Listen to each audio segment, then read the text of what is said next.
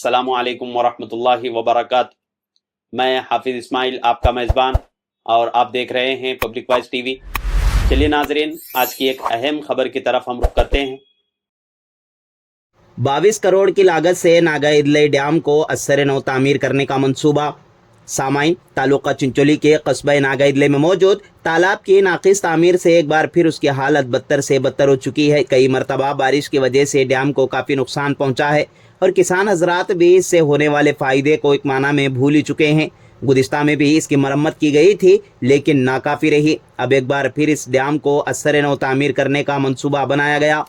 MLC Jagdev गुत्तेदार और KPCC के नायब सदर सुभाष राठौड़ ने ओहदेदारों की एक टीम के साथ मिलकर उन्होंने नागाइदले डैम का मुआयना किया और बेहतर अंदाज में तामीर करने की हिदायत दी। एमएलसी जगदेव गुत्तेदार ने सहाफ़ियों से बात करते हुए कहा कि इसके तामीर से कुर्ब जवार के किसानों को काफ़ी फ़ायदा होगा। उन्होंने कहा कि 22.9 यानी 23 करोड़ की लागत से एक बार फिर इसकी असर नौ तामीर की जाएगी। उन्होंने यकीन दहानी कराते हुए कहा कि बहुत जल्द इसकी तामीर के लिए प्लान तैयार किया जा रहा है और आबियाशी वजीर एनएस बोसोराज और इंचार्ज वजीर जनाब प्रियंक खरगे फंड्स की मंजूरी देंगे। केपीसीसी के नायब सदर जनाब सुभाष राठौड़ ने सहाफ़ियों से बात करते हुए कहा कि गुज़िश्ता 3 महीनों से नागाइदले झील की तामीर के सिलसिले में ओहदेदारों और वजीर के दरमियान मुसलसल बातचीत हो रही है और अब हमने वजीर के हुक्म के मुताबिक हमने झील का मुआयना किया और हम वजीर की तवज्जो दिलाएंगे और बहुत जल्द एक नई झील की तामीर के लिए फंड्स की मंजूरी देंगे। इस मौके पर भीमराव टीटी, महमूद पटेल सासरगांव, दीपक नाथ पुनशट्टी, शरणु पाटिल मुतकपल्ली, अब्दुल बासित, सैयद शब्बीर, लक्ष्मण औंटी के अलावा दीगर बहुत से अफराद शरीक थे। ನಮ್ಮ ರೈತ ಬಾಂಧವರು ಈ ಕೆರೆಯ ಬಗ್ಗೆ ನಮ್ಮ ಪಕ್ಷದ ನಾಯಕರಿಗೆ ನಮ್ಮ ಗಮನಕ್ಕೆ ತರ್ತಾ ಇದ್ದರು. ಜೊತೆಗೆ ಪತ್ರಿಕಾ ಮಾಧ್ಯಮದ ಎಲ್ಲ ಮಿತ್ರರು ಕೂಡ ವಿಶೇಷವಾಗಿ ಪ್ರಜಾವಾಣಿಯಲ್ಲಿ ಮೂಡಿಬಂತು ಒಂದು ವಾರ ಮೊದಲು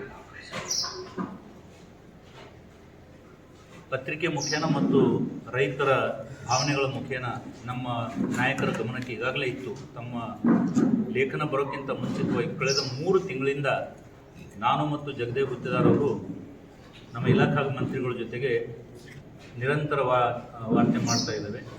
ಯಾವಾಗ ಮಂತ್ರಿಗಳು ಬೋಸರಾಜ್ ಅವರು ಕಲಬುರಗಿ ಬಂದಿದ್ದರು ಆ ಟೈಮ್ನಲ್ಲಿ ಇಲಾಖಾ ಅಧಿಕಾರಿಗಳು ಕೂಡ ಬಂದು ಅವರಿಗೆ ಸಂಪೂರ್ಣ ಚಿತ್ರಣ ಕೊಟ್ಟರು. ನಮ್ಮ ಜಿಲ್ಲಾಧ್ಯಕ್ಷರು MLC ಅವರು ಮತ್ತು ನಾವು ಇಬ್ಬರೂ ಕೂಡಿ ಈ ಕೆಲಸನ ಎಷ್ಟು ಅವಶ್ಯಕತೆ ಇದೆ ಅನ್ನೋದ್ರ ಬಗ್ಗೆ ಮನವರಿಕೆ ಅವರಿಗೆ ಅವತ್ತು ಮಾಡಿದ್ದೇವೆ. ಅವರು ನಮಗೆ ಜಿಲ್ಲಾಧ್ಯಕ್ಷರಿಗೆ ಹೇಳಿದರು, ನೀವು ಅಲ್ಲಿ ಸ್ಪಾಟ್ ವಿಸಿಟ್ ಮಾಡಿರಿ, ಸ್ಪಾಟ್ ವಿಸಿಟ್ ಮಾಡಿ ನಮ್ಮ ಅಧಿಕಾರಿಗಳ ಜೊತೆ ಏನೇನು ಅಲ್ಲಿ ಅವಶ್ಯಕತೆ ಇದೆ, ಅಲ್ಲಿ ಜನರ ಭಾವನೆ ಏನಿದೆ ತಿಳ್ಕೊಂಡ್ಬಂದು ನನ್ನ ಸಂಪೂರ್ಣ ಇಲಾಖಾ ವರದಿನೂ ಸಲ್ಲಿಸ್ತಾರೆ ಮತ್ತು ನೀವು ವಿಸಿಟ್ ಮಾಡಿರ್ತಕ್ಕಂಥದ್ದು ಕೂಡ ನನ್ನ ಗಮನಕ್ಕೆ ತರ್ರಿ ಅಂತ ಹೇಳಿದರು.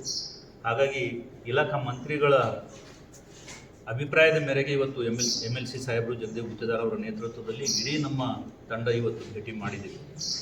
ಒಂದು ಮಾತು ಬಂತು ಬಂಡ ಮೇಲೆ, ಭಾಳ ಸಲ ಬಂದರು, ನೋಡಿದ್ರು, ಹೋಗಿದ್ರು ಅನ್ನೋ ಮಾತು ಬಂತು. ಆದರೆ ಈ ಸಲದ ಮಾತು ಹಂಗಿಲ್ಲ ಅಂತ ನನ್ನ ಮನಸ್ಸಿಗೆ ಅನಿಸುತ್ತೆ. ಯಾಕಂದರೆ ಈ ಕೆರೆಯ ಮಹತ್ವ ದಿವಂಗತ ವೀರೇಂದ್ರ ಪಾಟೀಲ್ ಅವ್ರ ಕೈ ಮೇಲೆ ಆಗಿರ್ತಕ್ಕಂಥ ಕೆರೆ ಇದು ಮತ್ತು ಇಂಥದ್ದು ಅನೇಕ ಕೆರೆಗಳು ನಮ್ಮ ಭಾಗದಲ್ಲಿದೆ. ಒಟ್ಟಾರೆ ಕೇಶವರ್ ಅವರು ಹೇಳ್ತಾ ಇದ್ರು 20 ಕೆರೆಗಳು ಇವತ್ತು ಬಂಡುಗಳು ಹಾಳಾಗಿ ಹೋಗ್ತಾ ಇದೆ, ಗಿಡ ಕಡಿತಕ್ಕಂಥ ವ್ಯವಸ್ಥೆನೂ ಕೂಡ ಇಲ್ಲ. ಹಾಗಾಗಿ ಚಿಂಚೋಳಿ ತಾಲೂಕಿನಲ್ಲಿರ್ತಕ್ಕಂಥ, ಕಾಳಗಿ ತಾಲೂಕಿನಲ್ಲಿರ್ತಕ್ಕಂಥ ನಮ್ಮ ನೀರಾವರಿ ಯೋಜನೆಗಳು ಯಾವ ರೀತಿ ನಾವು ಅದಕ್ಕೆ ಉಳಿಸ್ಕೋಬೇಕು ಅನ್ನೋದು ದೊಡ್ಡ ಜವಾಬ್ದಾರಿ ಇವತ್ತು ಯಾವುದೇ ಪಕ್ಷದ ರಾಜಕಾರಣಿಯಲ್ಲಿ ನಮ್ಮ ಮೇಲಿದೆ, ಸಾಮಾಜಿಕ ಕಾರ್ಯಕರ್ತರ ಮೇಲಿದೆ. ಆ ಜವಾಬ್ದಾರಿಯನ್ನು ಅರಿತು ಮೊದಲನೇದಾಗಿ ನಾಗಾಯಿದ್ಲೆ ಕೆರೆ ಸಂಬಂಧ ನಾವು ಪ್ರಯತ್ನ ಪಡ್ತಾ ಇದ್ದೇವೆ. ಕಳೆದ 3-4 ತಿಂಗಳಿಂದ ಒಂದು ಹಂತಕ್ಕೆ ಯಶಸ್ವಿಯಾಗಿದೆ ಅಂತಂದರೆ ತಪ್ಪಾಗಲಿಕ್ಕಿಲ್ಲ. ಈಗ